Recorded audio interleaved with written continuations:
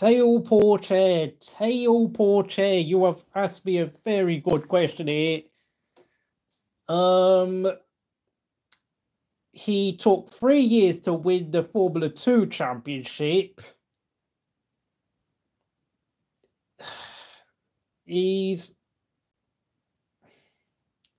really hard on Theo Pourchaire because, of course, he's also Saint Maloney is, of course, the other reserve driver at the Sauber team right now.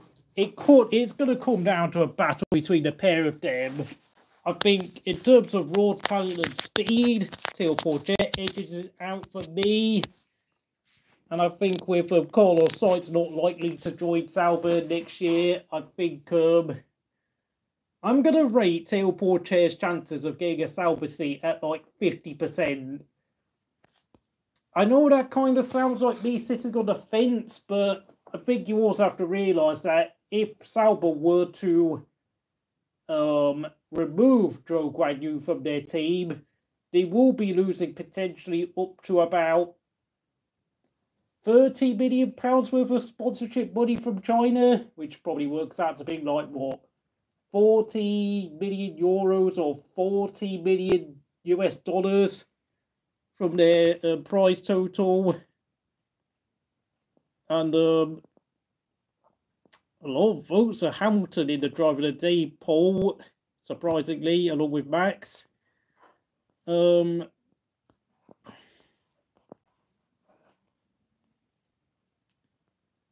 Pourchaire is better than Logan Sargeant. I agree. I definitely agree on that.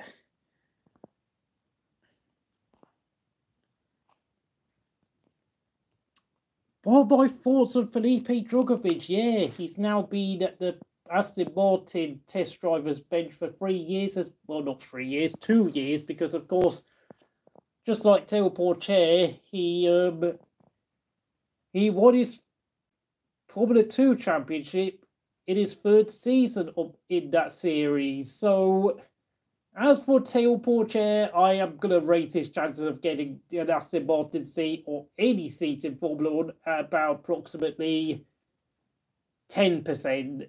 I don't really think Felipe Drugovich has ever been rated very highly by team principals in the paddock, and I think staying at Aston Martin is going to really harm his whole motor racing career in general quite badly because, you know, fair enough you sit out 1 year, but to sit out 2 years of racing is going to really cause some serious damage. And I don't exactly know why he accepted another year at Aston Martin as their test driver / reserve. It's just sort of, you know, I kind of think Drugovich should have gone to something like IndyCar racing or maybe the sports car series where, honestly, I don't think he's ever had a chance of being in an F1 seat. Schwartzman could have been an F1 driver, yeah, but I think he's definitely done and dusted. I think he's gone to something like sports car racing now. But as for Theo Pourchaire, it's got to be at least 50% chance. I don't know what to... I mean, Theo Pourchaire is actually now starting the season off racing in Super Formula in Japan, but he's now moved across to America to compete in IndyCar recently.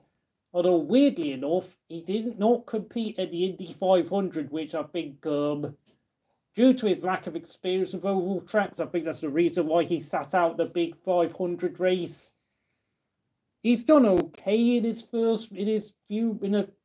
4 or 5 races he's done in America, but yeah, I really do think though Theo Pourchaire is definitely going to have to put out some decent result in the IndyCar series to really convince Sauber that he's something special, because he had 3 years of Formula 2 and took a long time to get the championship win, and he was outdriven by Drugovich quite badly at times in his 2nd season.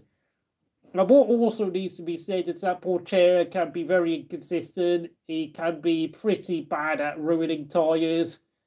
So, you know, he needs a lot of polishing if he is to join Sauber and race in Formula 1. And he's going to learn. He needs to learn quickly. But, of course, if there is one advantage on his side, it's the fact that he will only be